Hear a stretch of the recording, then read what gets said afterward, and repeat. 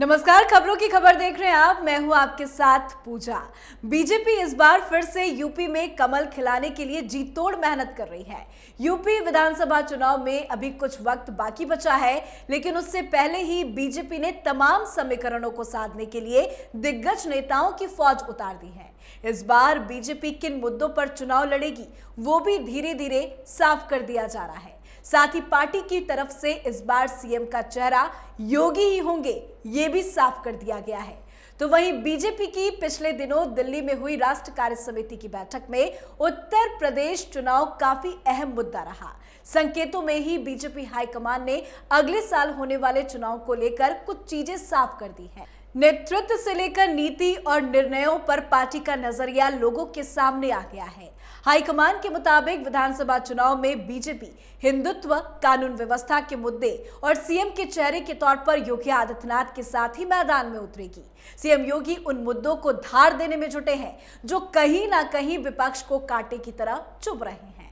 CM योगी पूर्वांचल में अतीक और मुख्तार जैसे प्रतीकों के जरिए एक तीर से दो शिकार करते हैं, तो कोरोना के पलायन का जिक्र पर पुरानी खौफनाक यादों को फिर ताजा कर रहे हैं। कहते हैं कि राजनीति में प्रतीकों का बड़ा महत्व होता है। बीजेपी हाईकमान ने राष्ट्रीय कार्य समिति की बैठक में यूपी से सीएम योगी को बुलाकर और प्रदेश से राष्ट्रीय कार्य समिति के बाकी सदस्यों को वर्चुअली जोड़कर और योगी से राजनीतिक प्रस्ताव प्रस्तुत कराकर इसी प्रतीकात्मक रणनीति पर काम किया है। किसी भी राष्ट्रीय राजनीतिक दल या राजनीतिक प्रस्ताव को दस्तावेज दिया जाता है जो उस पार्टी की रीति नीति को बताता है। इसको देखते हुए जिस तरह से सीएम योगी को दिल्ली बुलाकर बीजेपी ने अपने शीर्ष बैठक में राजनीतिक प्रस्ताव रखवाया, वो बहुत महत्वपूर्ण है। बीजेपी हाईकमान ने इस बहाने ये बताने की भी कोशिश की है कि पार्टी योगी की राजनीतिक दिशा और दृष्टि के साथ पूरी तरह से खड़ा है। यानी यूपी चुनाव में हिंदुत्व और मुख्तार अंसारी से लेकर अतीक अहमद जैसे आपराधिक छवि वालों के साथ प्रदेश सरकार के रवैये और मुकीम काला और विकास दुबे के एनकाउंटर जैसे कामों से कानून व्यवस्था के मोर्चे पर किए गए उनके फैसले पूरी तरह से ठीक है। इससे साफ है कि योगी की नेतृत्व क्षमता पर हाईकमान का भरोसा है। इसीलिए चुनाव में बीजेपी उनके काम और चेहरे के साथ ही मैदान में उतरेगी। राजनीतिककारों का कहना है कि सीएम योगी आदित्यनाथ ने अपने कार्यकाल में किए कामों से न सिर्फ बीजेपी की राजनीति के लिहाज से जरूरी हिंदुत्व के एजेंडे को मजबूत किया है, बल्कि कैराना के पलायन के मुद्दे समेत कानून व्यवस्था पर निर्णयों पर भी अपनी नेतृत्व क्षमता साबित की है। हाल ही में कैराना की जमीन से योगी ने फिर अखिलेश को घेरने की कोशिश की है। कैराना और यूपी के लोगों को फिर उन्होंने याद दिलाने की कोशिश की है कि कैसे 2017 से पहले राजनीति और अपराध के मेलजोल ने लोगों को घर छोड़ने पर मजबूर किया था। लोग पिछली सरकारों के राजनीतिक अपराधीकरण के शिकार हुए थे। अब ज्यादातर परिवार वापस आ चुके हैं। विश्वास जगा है, सरकार अपराधियों के प्रति सख्त है।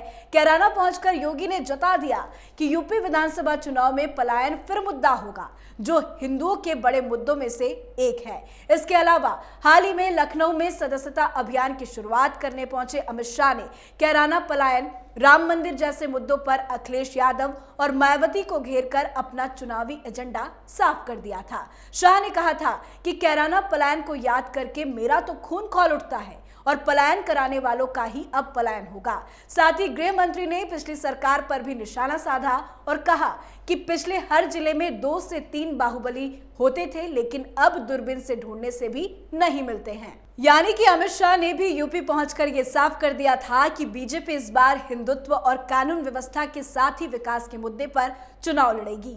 उत्तर प्रदेश में भ्रष्टाचार को लेकर योगी सरकार शुरू से ही सख्त रही है, जिसके तहत सूबे में एंटी करप्शन विभाग ने पिछले 4.5 साल में छोटे कर्मचारियों से लेकर अफसरों तक पर कार्रवाई की है।